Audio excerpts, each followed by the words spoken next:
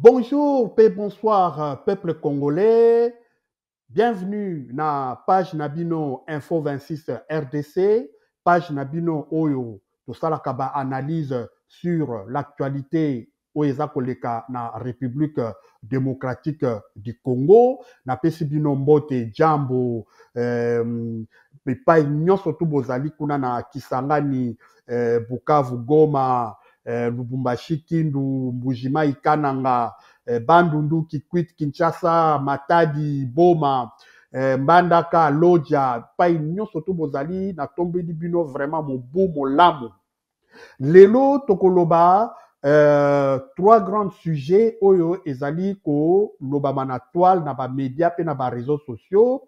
Ya liboso toko parler sur 3 ans depuis que Bunagana eza na maboko ya ba 1-23 campagne militaire eleki tolandi yango biso nyonso tu ba épisode nyonso tu lelo oyo 1-23 eza lelo na Goma na Bukavu pe na Nord Kivu Sud Kivu.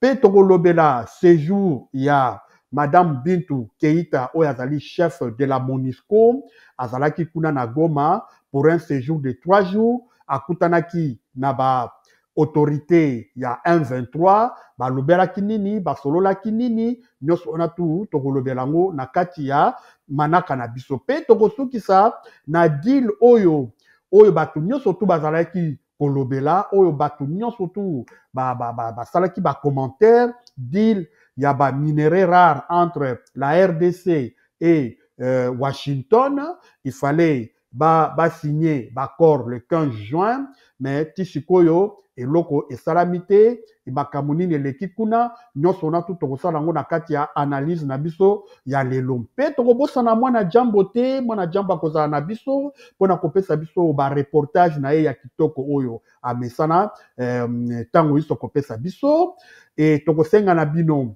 abonnez-vous, commentez, likez et puis partagez page na biso ya Info 26 RDC. Pour nous tobanda manaka na biso, toko comme d'habitude tokobanda na générique, c'est parti.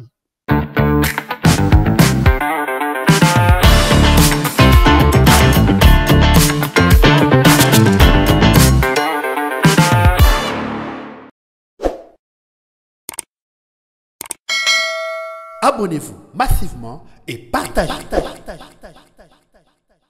Encore une fois, bienvenue na page Nabiso Info 26 RDC. Le 13 juin 2022, le 13 juin 2025, ça fait exactement 3 ans depuis que cité Yabunagana Eza Namaboko Yaba 1-23, Tolandi péripéties, Tolandi épisode militaire Nyon Sotou, pendant tout 3 ans en Nyon Sotou, Dengenini ba 1-23, Bazako Kozwa Mboka mboka sur mboka tina ndenge baye kokamata dernier verrou ya Goma, Bukavu, Walikale pe bongo na bongo na Nord Kivu pe na Sud Kivu. Mais pour tout ça la analyse na biso tokobenga mwana jambo aya kopesa biso reportage na ye pona ba détail nyonso tu mwana jambo à vous l'antenne. Bunagana, 3 ans sous occupation du M23.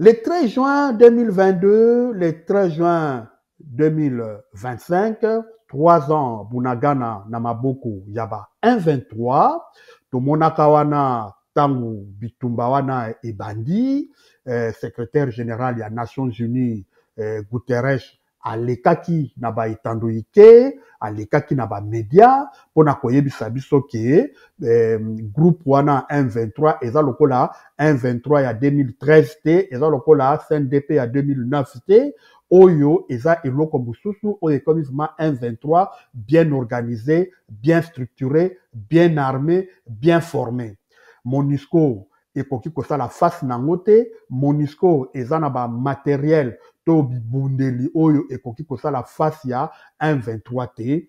Alors secrétaire général des Nations Unies Guterres aconseillaki gouvernement na biso babanda kosala déjà ba négociation dès le début pona ba étouffer rébellion wana à l'œuf ndenge ebandaki déjà na Bunagana avant que étendre na ba région nyonso. Malheureusement gouvernement na biso et yokaki conseil ya secrétaire général des Nations Unies te bakei kosala ba accord na East African Community, communauté d'Afrique de l'Est, pona baya na ba soda na bango, ba beta, ba 1,23, ba bundisa, ba 1,23. To monaki président de la République, Félix Tshisekedi alekanaki na ba média pona koloba ke ba Kenya, bakoya, bakokotela par Bunagana, et puis attaquer 1,23. Malheureusement, na ba réunion oyo esalemaki par-ci par-là na Nairobi, na Tanzanie, kuna na Dar es Salaam, batunaki président de la République, 1,23 wana, est-ce que bazaba nani? Est-ce que bazaba Rwandais ndenge rhétorique ya gouvernement congolais za koloba président de la République alobaki te bazaba Rwandais te bazaba Congolais ba M23 bazaba Congolais. Alors community East African Community balobi te na biso toki ko bundisa ba Congolais te esengeli bo solola biso toya kosala zone tampon tokoya ko bundisa bango te. Alors gouvernement congolais asepelaki nango te. Alors gouvernement congolais asepelaki na position ya East African Community te par rapport à ba M23. Alors asali ndenge nini gouvernement na biso eko sous-traiter ba wazalendo, ba eko sous-traiter ba wazalendo, ba eko sous-traiter ba FDLR, et puis ba eko sous-traiter pe ba mercenaires roumains pour ba bundisa ba 1,23. Mais malheureusement ezala ba FDLR, ezala ba wazalendo bazalaki baza équipé te, baza formé te, baza ba civil o bapesi bango minduki bakoye kosala face ya 1,23 te. FRDCP ezalaki pas bien formé. Alors tomoni na campagne militaire wana ndenge 1,23 akomi ko avancé, akomi kozwa ba mboka, aza kozwa ba Ruchuru, azo kozwa ba Minova, aza kozwa ba Jomba, azwi akoti na Masisi, akomaki inarrêtable. Alors gouvernement congolais amonaki moyen te, azalaki obligé à sala appel na Samir RDC. Samir RDC ezali bongo basoda oyo ya SADC, ezalaki composé na 3 pays dont l'Afrique du Sud, la Namibie et puis na Tanzanie. Bango batindaki basoda na bango pour baya kobunda. Sans oublier aussi que l'armée burundaise pe yaki kopesa maboko na ba FRDC pour na ba bundisa ba 1,23.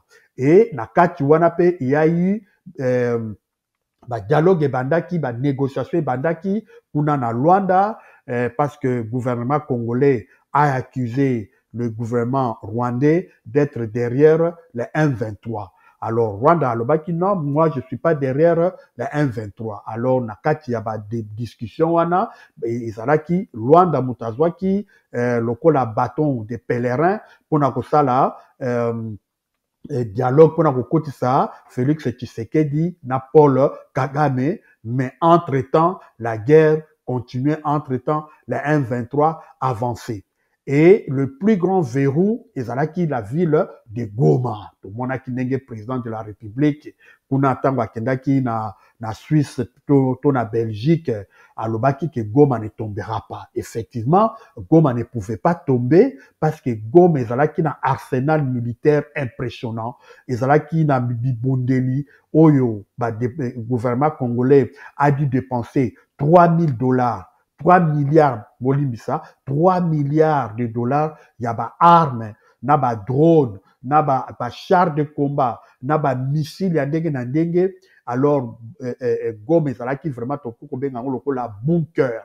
Goma ezalaki bunker et la guerre de Goma, nous tous nous avons suivi cette guerre-là en direct na ba réseaux sociaux, to monaki koma guerre ya Goma. Ezalaki guerre moko impressionnante, guerre moko jamais vue na histoire ya Congo, o toto kolanda vraiment guerre en direct bitumba ezola kisama en direct. Mais to monaki malgré coalition, la grande coalition au ezalaki aux côtés il y a ba FRDC devant l'avancée du M23 ba koka kité et tangu M23 a récupérer cité il y a 5 centres déjà Goma ezalaki déjà na maboko yaba 1-23 et le cordon oyazaki lokola cordon Nanga Corneille Nanga qui est le chef il y a AFC 1-23 apesa qui déjà mot d'ordre to il y a autorité oyo bazwaki et dans l'air et sur mer et sur terre bazwaki déjà possession il y a biloko na misato.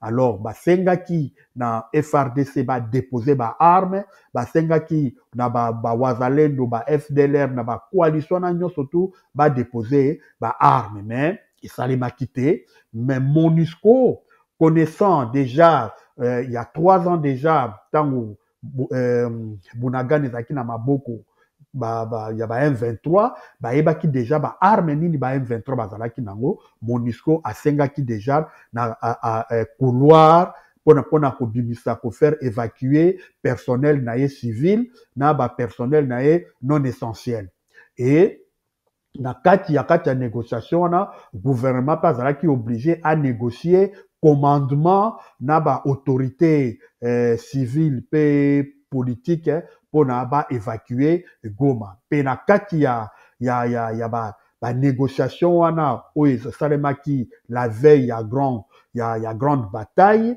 to monaki général Peter Chirimwami azwaki masasi ti lelo yo banquette et yebanité nanu mutabeta ye masasi et le gouverneur Peter Chirimwami aye kokufa ba assassiné et tomoni bitumba wana ndenge elekaki et puis ezalaki vraiment un catastrophe humanitaire ezalaki un catastrophe hécatombe oyo nanu na histoire ya Congo esalama nanu te tomoni ndenge bato bakufi tomoni ndenge basoda na biso ba FRDC bakimi na MONUSCO tomoni ndenge basoda mosusu oyo ya biso batraverse barrière ya bake kosenga refuge na Rwanda tomoni pe basoda o mosusu oyo batikalaki bakimaki bakotaki na bateau mais malheureusement marine rwandaise ekangaki bango ezongisaki bango na Goma bango baza na ba base militaire ya MONUSCO et tomonaki vraiment que tango quelques jours après, tout le monde qui a eu beaucoup de morts, on a comptabilisé dans les 8000 morts. Et ça qui vraiment triste, et ça qui triste nouvelle, et ça qui quelque chose de déplorable, et ça qui m'a hécatombe. Alors voilà, 3 ans après, Goma est tombé dans maboko yaba 1-23 et c'est pour la première fois depuis histoire il y a 1-23 2013, 1-23 version CNDP, 1-23 version RCD, bala liboso tomoni ba koti na na territoire ya Walikale, bakoti na territoire ya Kaleye, conquérir ville ya Bukavu. La ville de Bukavu est tombée sans combat parce que société civile ya Bukavu, vu tout ce qui s'est passé na Goma et Katombo et Salamaki na Goma, société civile ya Goma balobaki ya Bukavu bamonaki ke mieux vaut négocier, mieux vaut laisser ceux qui toza makasi ya kobunda te totika bango bakota. Alors et kosala ke ba M23 lelo bazwi ville ya Bukavu, bazwi ville ya Goma, bakoti na territoire ya Walikale, baza na 500 km entre Goma na Walikale. Na kati ya campagne militaire, il y a eu aussi de campagne politique, il y a eu de dialogue. Lelo oyo 1-23 azali kosolola na gouvernement kuna na Doha, passali déjà presque 2 mois, il n'y a pas d'avancée, il n'y a pas de suite favorable par rapport à la négociation wana. Donc voilà un peu, donc on peut sa bilan de manière très brève, de manière ramassée. Moi, campagne militaire, il y a 1-23 pendant, depuis le 13 juin 2022, le 13 juin 2025, place Nini, 1-23, le loyo a commis. Le lo 1-23 a renforcé autorité naïe, a renforcé mainmise naïe na ba territoire où le lo a occupé. Lelo 1-23 a nommé ba gouverneur, 1-23 a nommé ba maire, 1-23 a nommé ba administrateurs territoriaux, 1-23 a nommé ba administrateur délégué na ba mine, 1-23 a aussi ko créer ko bimisa premier contingent, il y a la police, le Moniango, et puis bientôt 1-23 a kobimisa gouvernement na ye, et tomoni pe 1-23 kuna akomi kotonga banzela, akomi kotonga ba route, akomi kotonga ba prison, akomi kotonga ba école, c'est-à-dire que 1-23 lelo yo 1-23 a s'enraciné, 1-23 a tiemisisa na ba territoire oyo eza na maboko na ye. Bintou Keïta, chef de la MONUSCO, a sali séjour il y a 3 jours kuna na Goma. C'est la première personnalité internationale oyo aye kuna na Goma depuis la prise ya Goma, ça fait 6 mois. Bintou Keïta, chef de la MONUSCO, akitaki kuna na Goma, ayaki na mission oyo ya kokutana na personnel ya MONUSCO oyo bavivaki bitumba o bazalaki wana sur place, aye kokutana na ba soda ya FRDC oyo bakimaki na camp, mais surtout ayaki kosolola na ba autorité locale, ba autorité occupante ya ba territoire eza na maboko ya ba 1-23. Ayaki kokutana na bango, basololaki dans une réunion oyo ediraki 7 heures du temps, basololaki nini, balobaki nini, nyonso wana pe tokobenga lisusu mwana jambo aya kopesa biso suite ya masolo.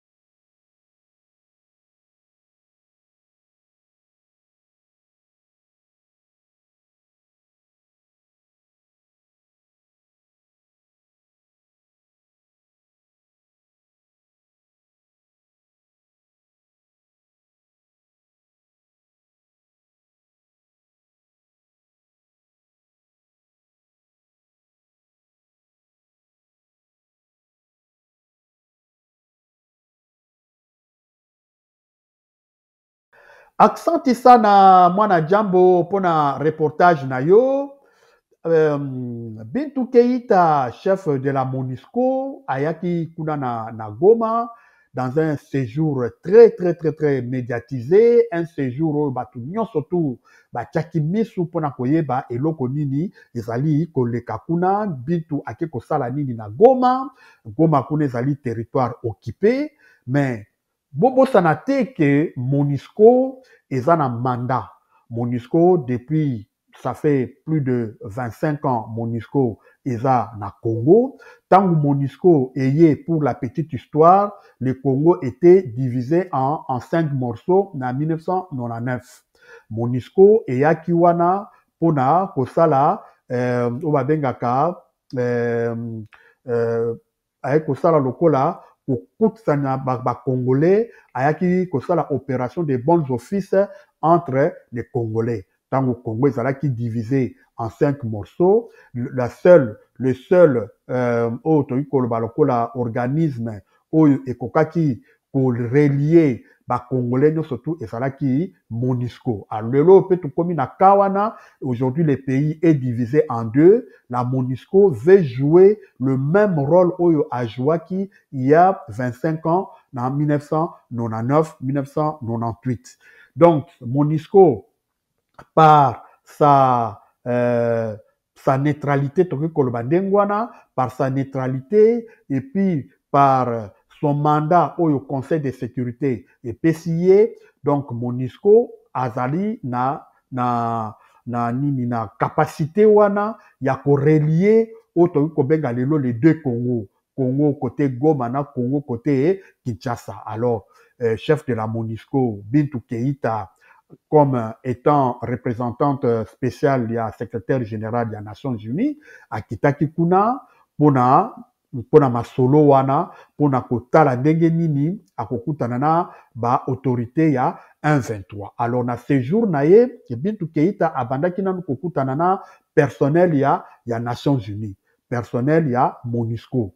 Personnel à MONUSCO va vivre guerre, va vivre bitumba oyo et le kaki pendant une semaine na Goma. Alors ezalaki réconfort munene pona bango, mais pona ko alors ezalaki lokola réconfort munene pona bango, bazalaki traumatisé. Alors présence il y a Bintou Keïta ezalaki vraiment un grand réconfort à rassurer bango psychologiquement et certainement à pesi bango suite ndenge nini makambo sengeli eleka. Et de l'autre côté, Bintou Keïta akutanaki pe na ba soda na biso ya FRDC oyo bakimaki na pendant bitumba o bakendaki na ba base ya MONUSCO.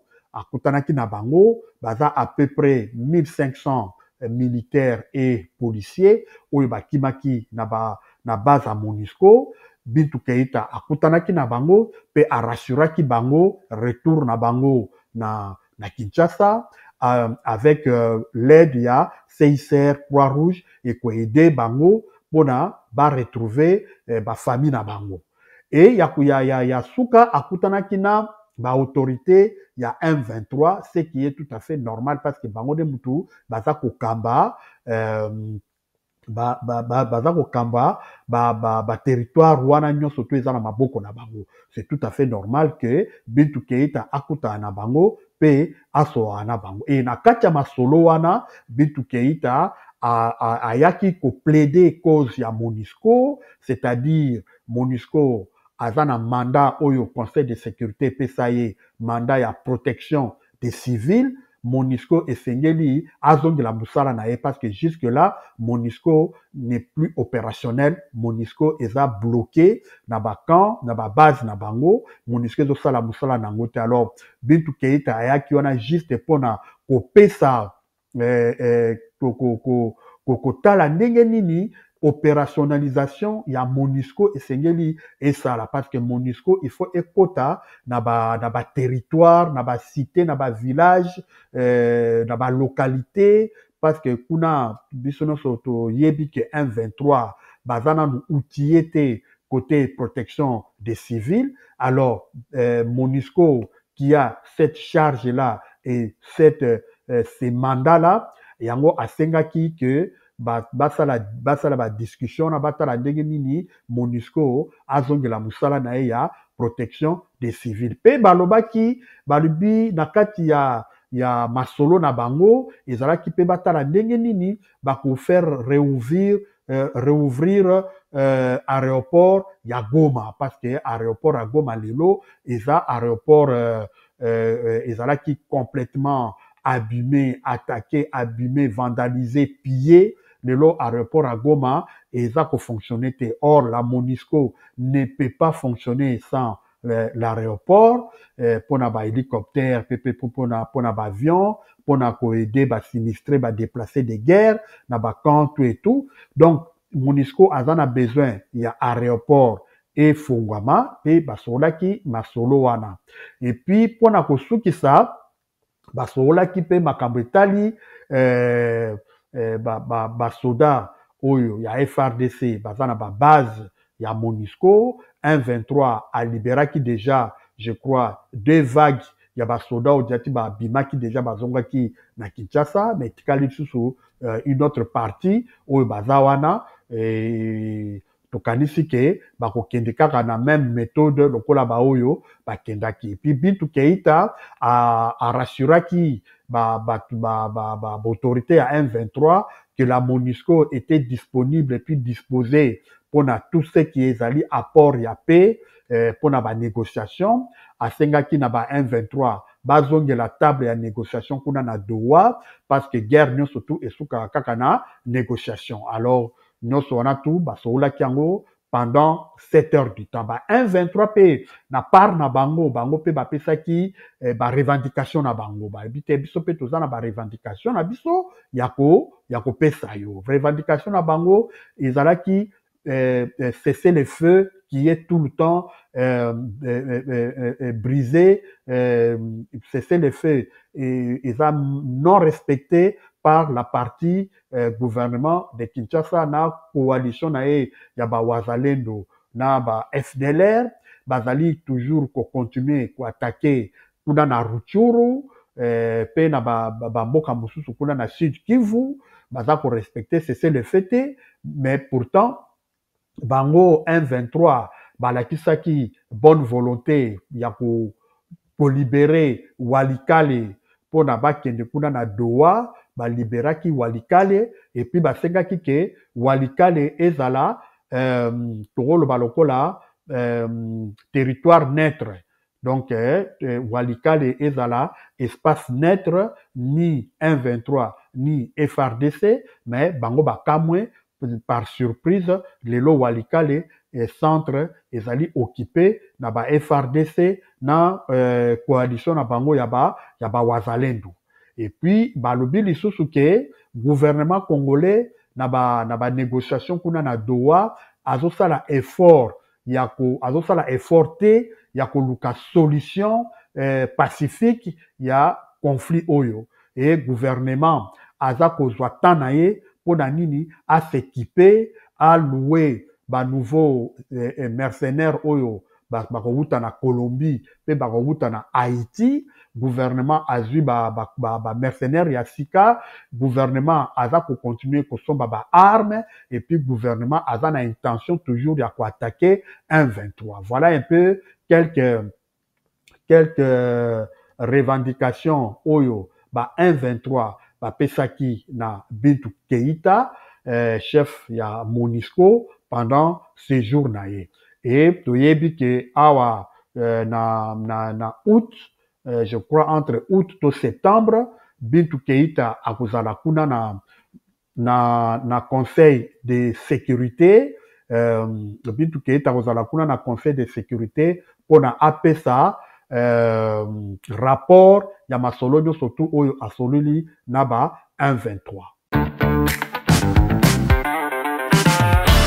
Pona kosukisa manaka na biso tokolobela deal oyo ezalaki prévu ezala signé entre Washington na RDC concernant ba minerais rares oyo gouvernement congolais a proposaki na États-Unis.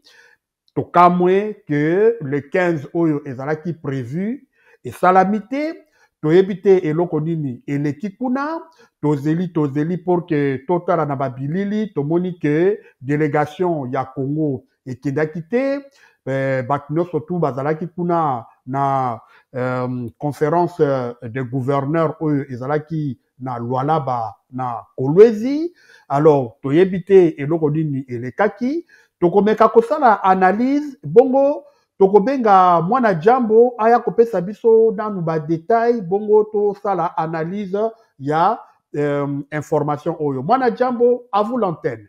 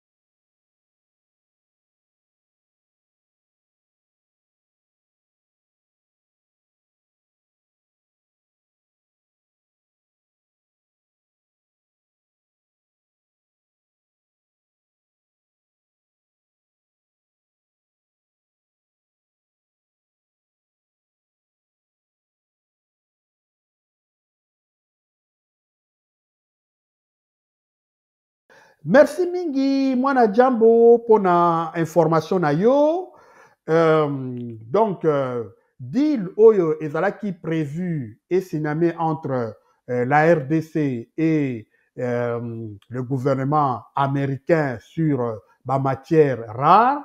Tomonaki ndengo wana ya na mois de mai to na mois d'avril ministre Nabiso ya affaires étrangères madame Wagner Kaikwamba akutanaki bongo na ministre ya affaires étrangères ya Rwanda basignaki premier accord ya ba intention ya ba bonne intention et bayokanaki ke bakokutana na mois de juin pour que chaque partie ait kopesa proposition na ye ya ndenge nini bango bakaniseli ke deal wana esengeli esalema mais na ba analyse na biso tomoni ke na kati ya deal oyo ya ba minerais rare tomoni ke eza na ba deal on dirait ba deal eza ebele na kati deal ya liboso ezali entre gouvernement rwandais na gouvernement américain basali deal na bango. Deuxième deal ezalaki ke entre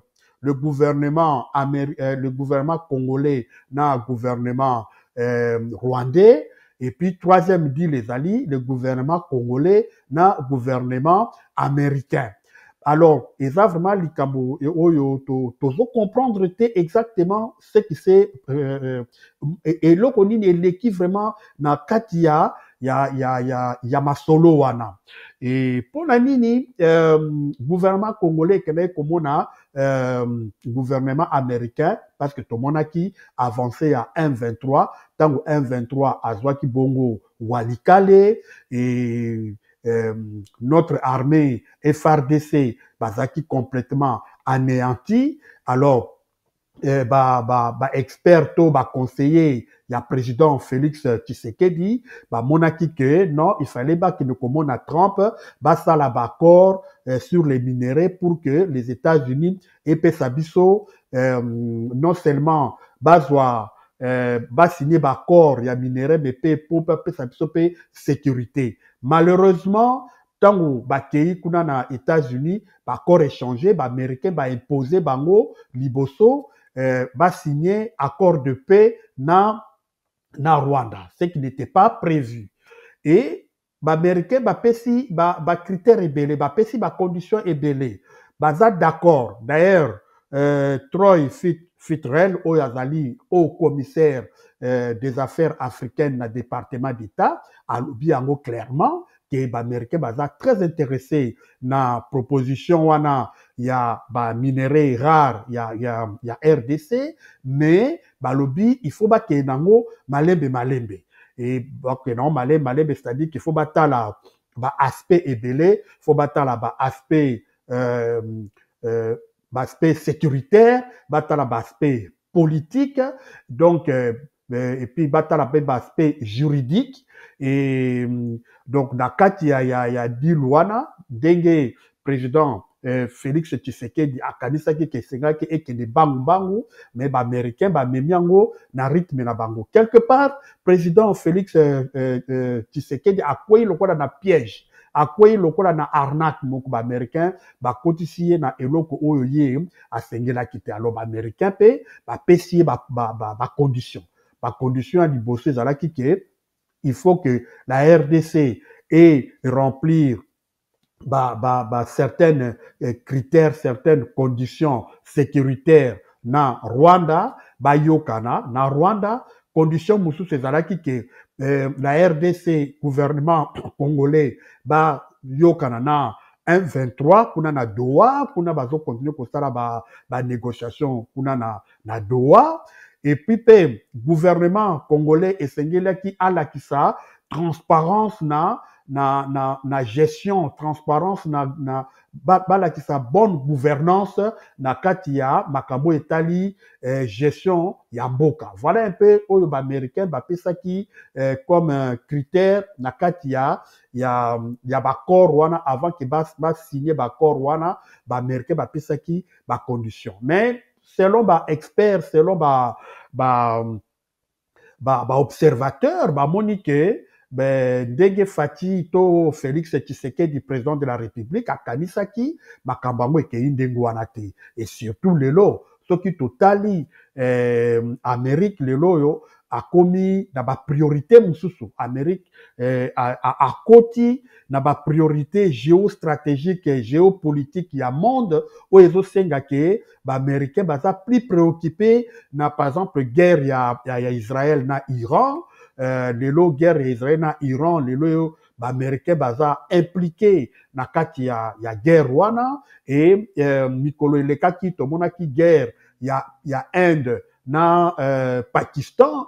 Inde na Pakistan ezali deux pays oyo baza na arme nucléaire. Alors ba américain bazalaki très préoccupé na bitumba wana parce qu'il fallait vraiment ba intervenir vite parce que ba mboka na mibale baza na ba arme nucléaire. Et puis kobosana te Trump ye moko na politique interne ya États-Unis, Trump lelo akomi contesté na niveau ya politique interne ya États-Unis pour na politique na ye migratoire. Tozomona ba manifestation esalemaki mikolo elekaki sur toute l'étendue ya Amérique, ba manifestant, ba lingi Trump, ba lingi lisusu yete, ba boy, ba lobi aza dictateur, alinga komisa États-Unis royaume, aza ko utiliser armée contre ba américain, et pas ba américain, ça ne se fait pas. Alors ba américain de loyo, ba tomboki, et Trump le loyo, popularité na ye, na opinion américaine ekiti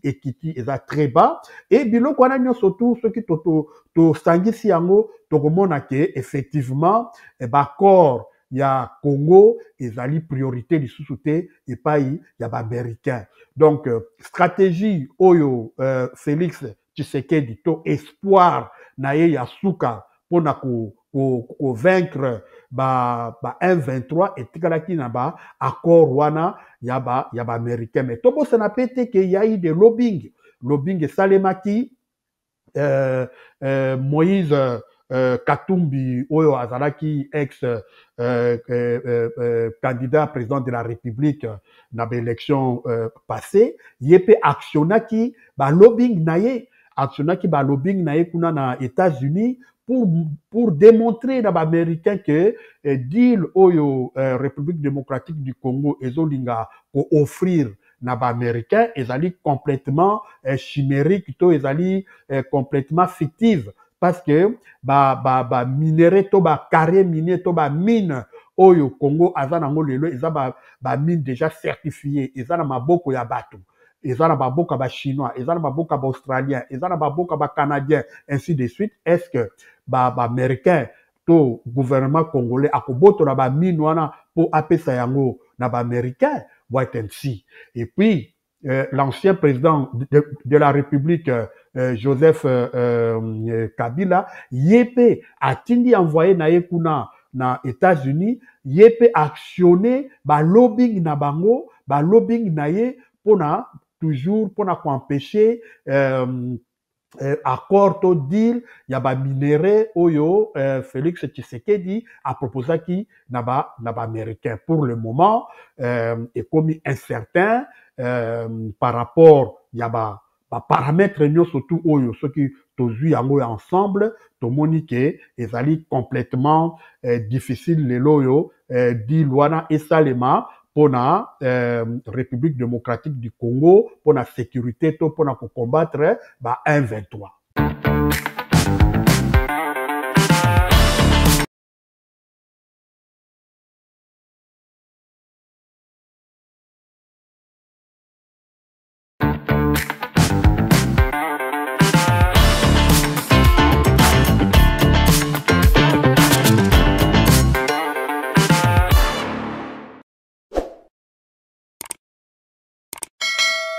Abonnez-vous massivement et partagez.